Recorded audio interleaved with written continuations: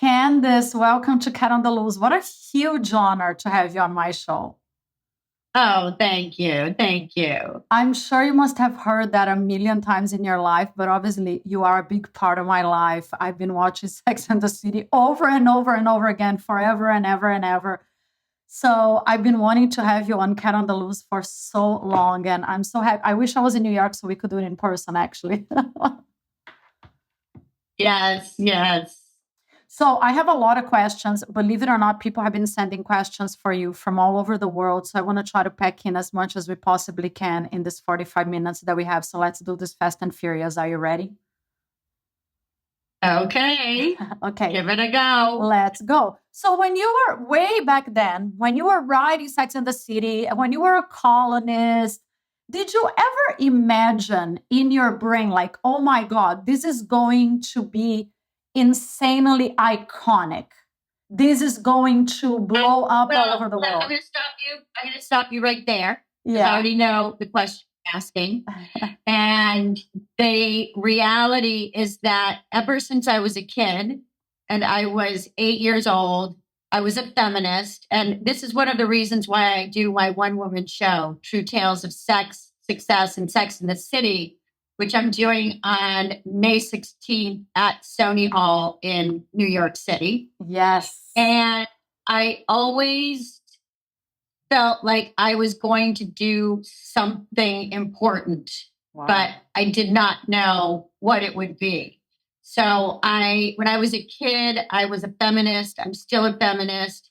And my message to women is to be your own Mr. Big, as opposed to marrying Mr. Big.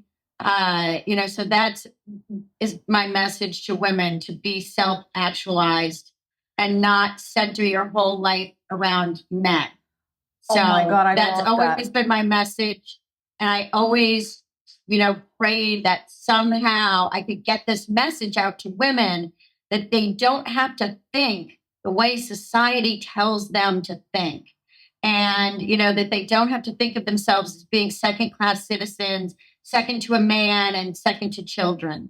So I didn't know that Sex and the City would be, the big thing in my life, but I always felt like I would do something big.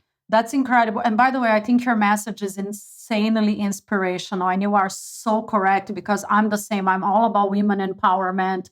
I left a very abusive marriage after 15 years.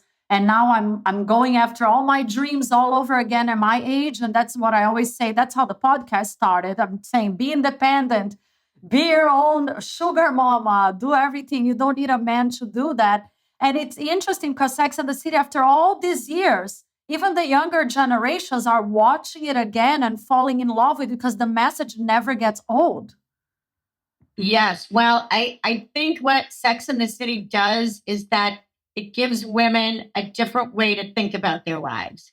It gives them a different way, because the message that we get from society is overwhelmingly that women have to, in some way, center their lives around men. Now, all of this has changed hugely. And, back before I was writing Sex and the City in the 1980s, people were still like, don't have a career, don't be too successful. And, now that has changed so much for women. But, it's still so ingrained in us, these messages. And I think that Sex and the City resonates with young women because it gives them a different, broader way to think about their lives. Yes, even though it is mostly about dating and relationships. There you go. I know. Let's talk about the sex component for a second, because you wrote it, like you said, decades ago. Do you think, and it's my opinion, I still think, because a big part of my podcast is about sex, and I see the backlash on me when I do X-rated episodes.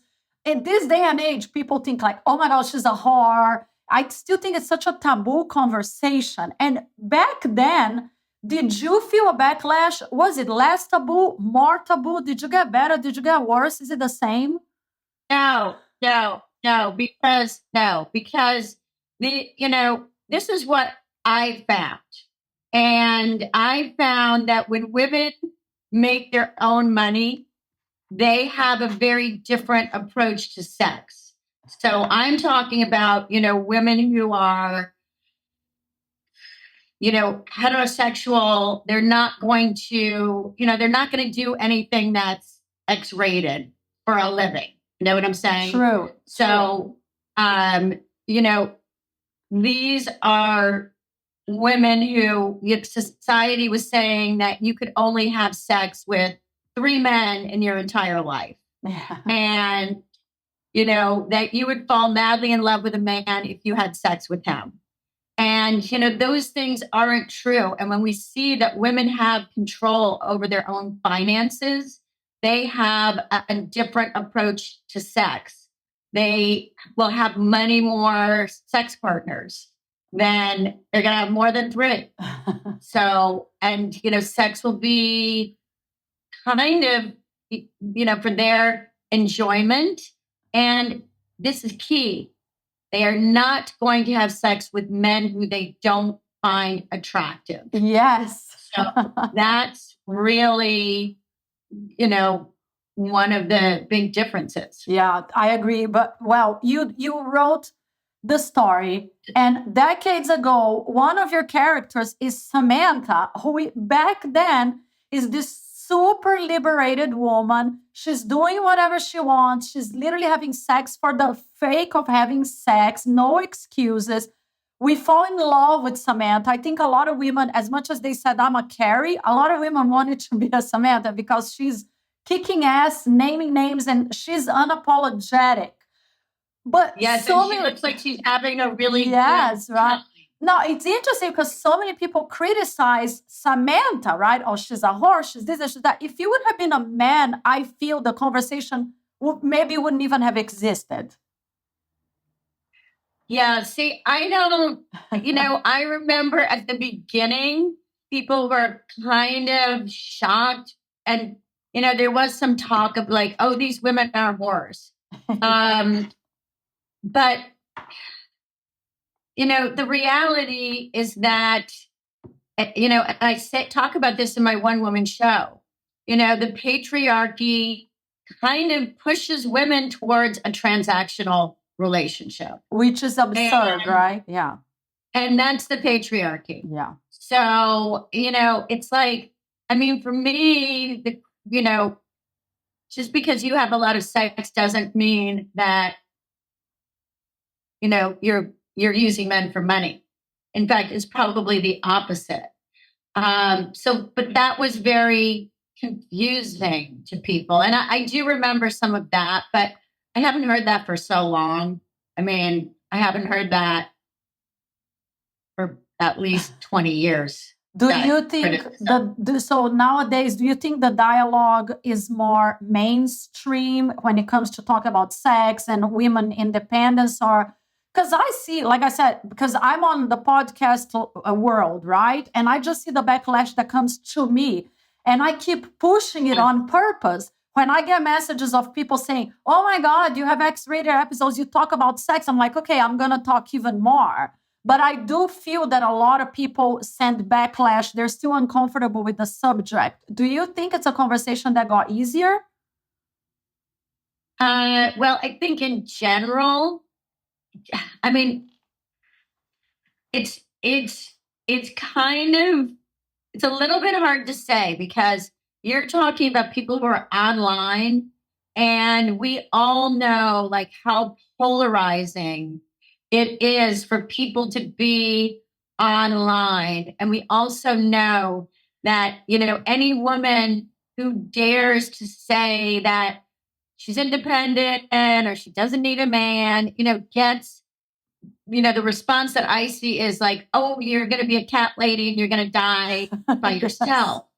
So there's always a lot of criticism from men towards women who won't toe the line in their mind. And towing the line means you're married to an ugly guy and you serve him and you do everything for him and you have his children and you take care of him and you stay home and you don't have any money. And when he gets tired of you, he throws you out and you have no money. So that's, their idea of what women should be. So there's always, criticism. Oh my God, it's so true. Like in my case, I was in a super abusive marriage for 15 years. My husband was a multimillionaire and he didn't like me to work. So I gave up my projects more and more and more and more until one day I finally realized I got to get out of it. So I'm kind of like the reverse of Carrie. I was married for a long time. Now I'm starting my dating life and my relationship and learning everything all over again in an older age. And I think it's fascinating how we all see ourselves somehow at some point in our lives within the characters that you created. It's really amazing. Yes, people do tend to do that. Yes. They do. That's like one of the genius aspects of Sex and the City. Yeah. It happens to be a very standard TV template that works. Yeah. So it's like the 4 friends, it's the 6 friends in Friends, the TV show. And in my book and in my work, I talk to a lot of different women. So we all know there are more than 4 types of women in the world. Yeah, for sure. But people like to, put themselves in one of those categories. Yeah. So you wrote the book and you mentioned before that Carrie was your alter ego. You were a writer. But did you see the other women in yourself as well? Some of it? Well, some of the other women were my friends. Like I had a Samantha. She was somebody who, I always asked her about relationships and men. I've been writing. Sex and the City was really a result of all the writing that I've been doing in the 80s. So Sex and the City wasn't a fluke. It wasn't something that I just came up with. It was really my life's work.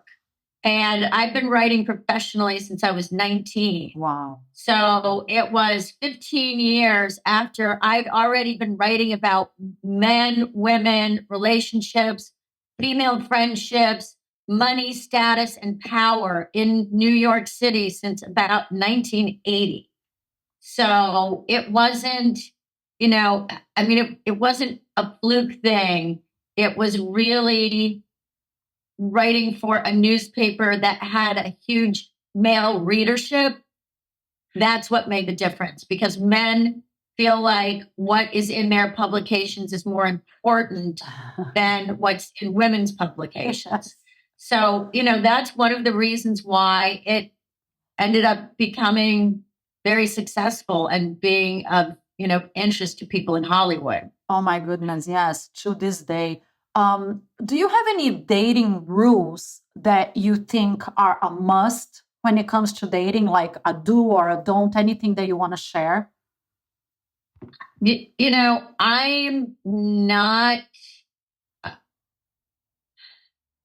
I'm not that interested in dating. I like to hear other people's stories.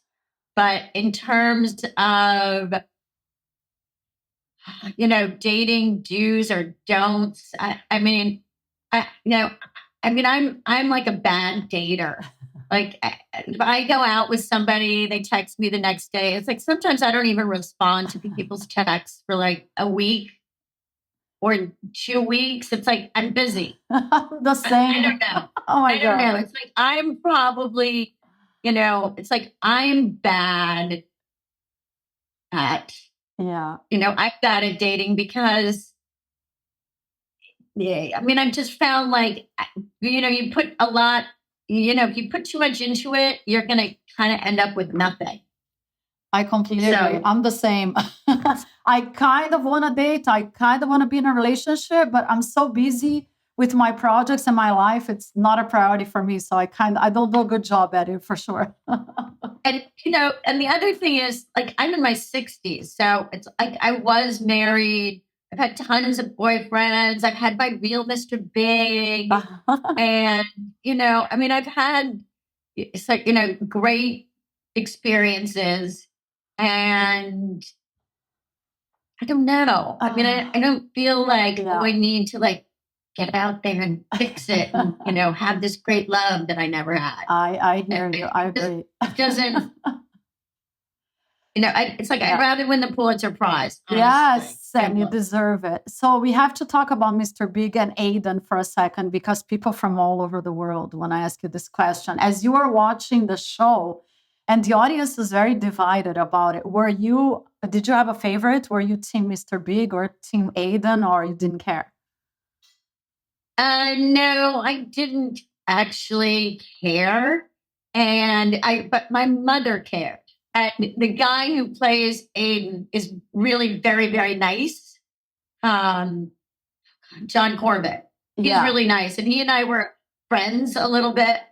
And we went to dinner one time, and all I could think was, my mother saw me having dinner with him, she'd probably have a heart attack. She just hates 𝐴𝐮.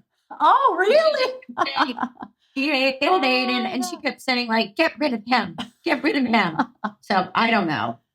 I was a huge Mr. Big fan. Yeah. I wasn't, particularly one way or the other, but I didn't think that it really made sense that 𝐴𝐮 came back. Yeah. So let's talk about that. Like that. How do you like the new face and just like that?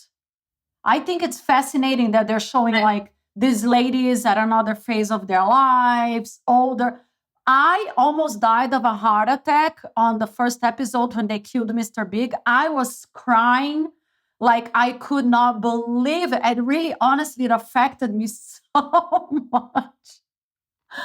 Oh my God. Well, they did do it. And it was pretty sad because, just like the way they did it, it was horrifying. Yes.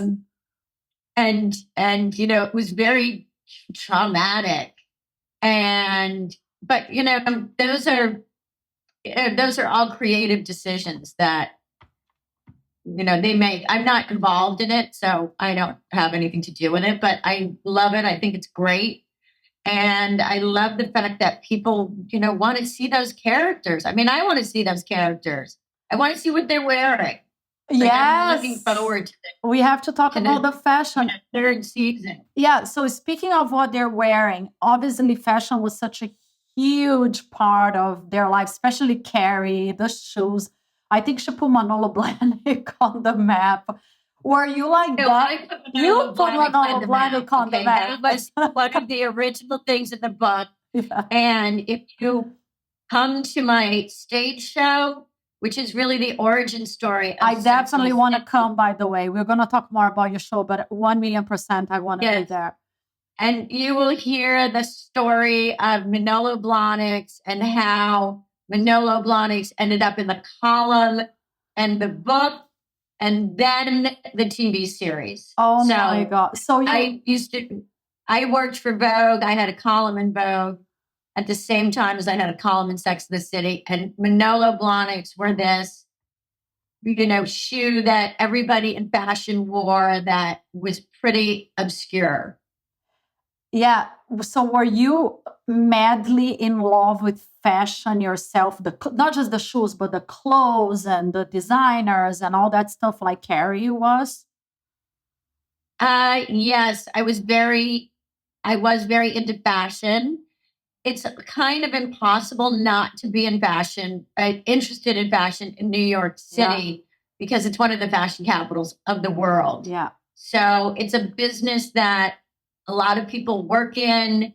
People who are very heavily involved with the business, designers, and you go to fashion shows. So it's always been, definitely a part of my life in New York City. Yeah, a lot of people mention, and I got a lot of messages about that because, of course, her closet was always dreamy on the show. And we know it's TV and all that stuff. But because it was based on your life, a lot of girls say, but this is so unrealistic for like an aspiring writer or someone who is starting her career.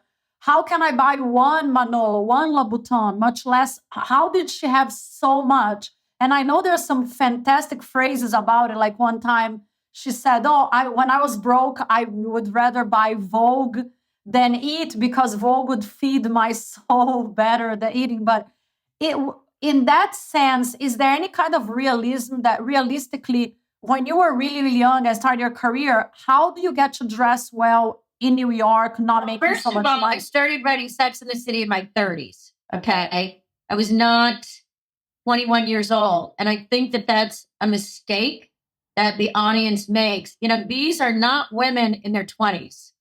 That's girls. Mm-hmm. These are women in their 30s, and they're already somewhat established. You know, they have apartments, they have jobs, they have careers. So, you know, it's not, you know, somebody who's 21 years old. I mean, listen, in New York City, I see a lot of 21-year-olds that are shopping like you would not believe because they're spending their parents' money. So same here in Beverly Hills, by the way. But yeah, you know, it's like people buy a lot of secondhand clothes. I mean, there are sample sales. There were, I mean, when I was like 20 years old, I used to go to Saks Fifth Avenue all the time, and they had an 80 to 90% off designer sale. Yeah. So, you know, everything that I owned was, you know, some weird designer thing, you know, and also she probably would have been given free clothes, because that's another thing that people did in the 90s. You know, it was, and I mean, look at influencers. Yeah. They get free clothes, you know. Yeah. I mean, people get free stuff. Yeah, for sure. For sure. Now, another question about the new phase, and just like that. How did you feel when you found out there would be no Samantha? Because most people were heartbroken, right? Like myself, of course. I absolutely love, adore the character, and I love and adore the actor, Kim Cattrall. I was shocked when I found out she wasn't coming back. I was like, can they do it without her? How did you feel?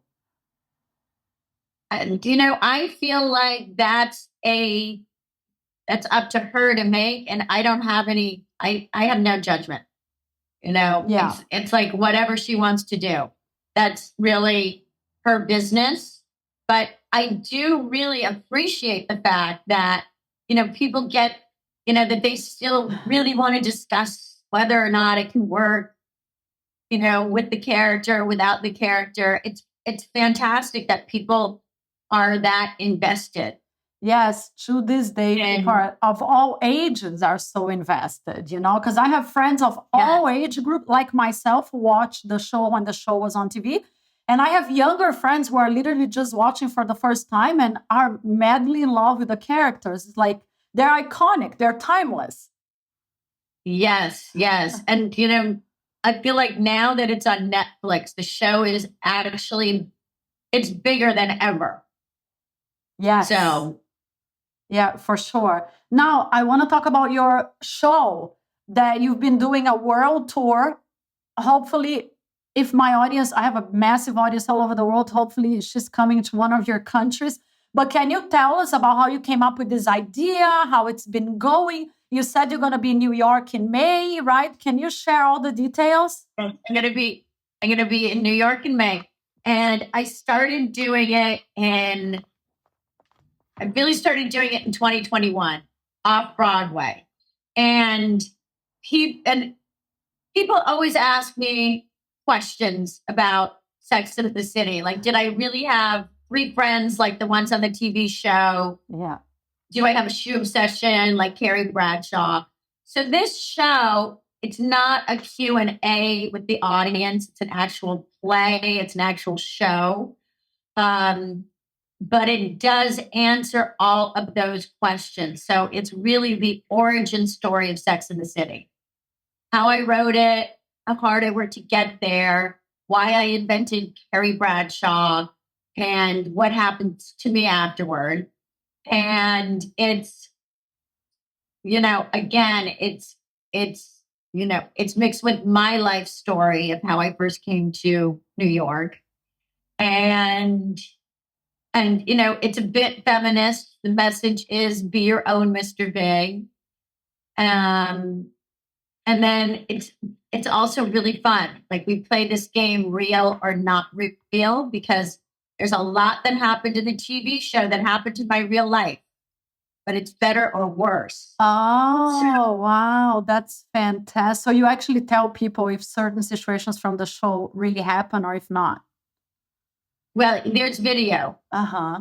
There are video clips, and so there are questions like, did I go out with a senator? Carrie went out with a senator. Can you spill the tea on this one here now? Well, I did. Ooh. I did, but did he want to pee on you? No, he did not.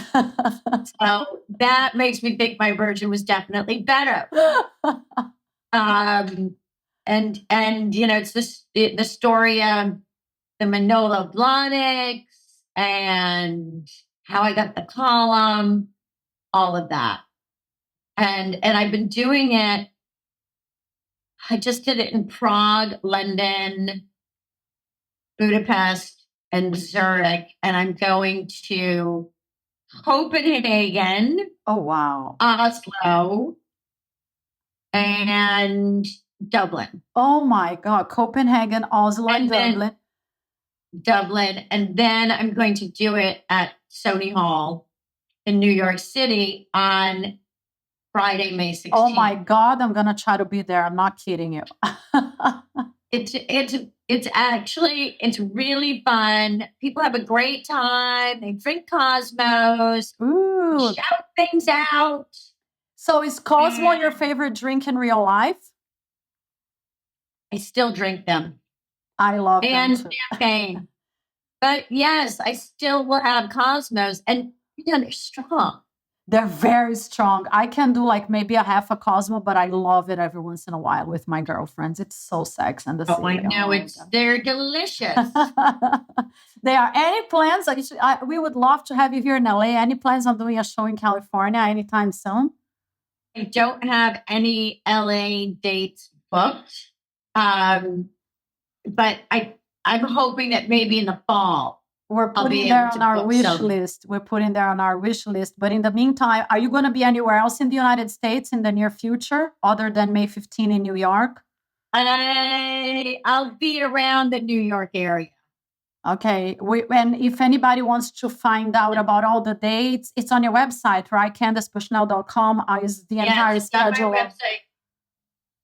Yes, www.CandaceBushnell.com. And you can get tickets and all kinds of info. Oh, I love it. Before I let you go, there is a tough question. I don't know if you can answer, but a lot of people send this question. There is a myth that dating in New York is harder than dating anywhere else. I don't know if it's a myth and I don't know if it's true, but so many girls comment about that, send questions about that, and even following the show, like, wow, it was really tough for these women to navigate the dating waters in New York. Do you know if it's true in real life or not? Well, I think it's definitely true. And one of the reasons, but listen, everybody tells me that dating in LA is the worst. It is. Because you've got to, everybody wants to go out with like an actress or a model or whatever. I don't know. But one of the realities of New York City is that there are more women than men. So that always makes things a little bit more difficult. Like if you go to a place like Aspen, there are more men than women. And if you want to have sex with a hot young guy, it's apparently really easy. But there are also women there looking for billionaires. Yeah. Yeah. So I actually thought it was more men than women in Manhattan because of all the trading and, New York Stock Exchange. And it's male dominated industries. I kind of thought there were more men than women there, believe it or not. I thought so. I don't know. No, it's too many. There are more women than men, and that's always been true. And I think that it's like young women, they seem to have a hard time dating. Like, everybody always feels like dating is hard, but now it feels really hard. I mean, me, it's like I don't care because I'm older and I've already done it all. Done a lot of dating and been married and all of that. But I mean, even women in their 20s. Yeah. Kind of sucks. Do you think maybe they put too much pressure on themselves? Because I know I have younger friends in their 30s. They're so desperate to get married. They repeat it so many times. I feel like maybe they're putting too much pressure on it. Like, remember Charlotte? She was like that. I want to get married. I never forgot one scene. She was like, where is he? Where is he? I've been waiting for so long. And so many women related. And I have friends like that in real life. And I say, like, you put so much pressure on yourself. I think maybe that's the energy you're sending out to men. No. I think that, marriage is much better for men than it is for women. And, men get a lot of free emotional investment. They get usually someone who's going to cook for them, clean for them. They get a lot of free labor and a lot of free investment in their health and well-being. Women, on the other hand, who are married, are not happy, are stressed. Single women are the happiest. So let's get that out of the way. I agree. I've never been happier now that I'm single. I have to say that. I completely agree. And then, one of the issues is, there are financial issues. Yeah. And, I see guys who contact me who are 40 and they're still living in their mother's house in the Hamptons. Oh, no. That's a huge no-no. Oh, my God. I mean, and, a lot of these guys, they, still live in a home. They also have porn. They're just not very good at, I know, stepping up emotionally. And that's what these, women are finding is that it's just really hard to make a connection. And then it's hard to keep somebody's attention because there's so many things that distract us now. So true. So true. Candace. I mean, if they eliminated porn, honestly, that would change everything. Probably. Men would have to make a lot more effort with women. Yeah. And women would probably be, much happier and more satisfied. Yeah. So you're so right. Candace, congratulations on your massive success. You're such an icon. It's such a huge honor. I had this dream in my life that one day I was going to get an interview with you. And I'm going to try to be there on the 15th and bring some girlfriends. And I'll let you know because I would love to meet you in person. And guys, if you want to... Yes, it's actually the 16th, but that's okay. The 16th of May. May 16th in New York. And by the way, the show is True Tales of Sex, Success, and Sex and the City. And if you want to see all the dates, more information, including our international audience, CandaceBushnell.com. And I'm putting the link on this episode. And if you guys are listening to the audio episode, make sure you go to the YouTube channel, Cat on the Loose Show, so you can see our faces and her beautiful face and go to the show because you're fantastic. Thank you so much. It was a huge honor having you. Oh, thank you so much, Kat. Bye. See you soon. Thank you.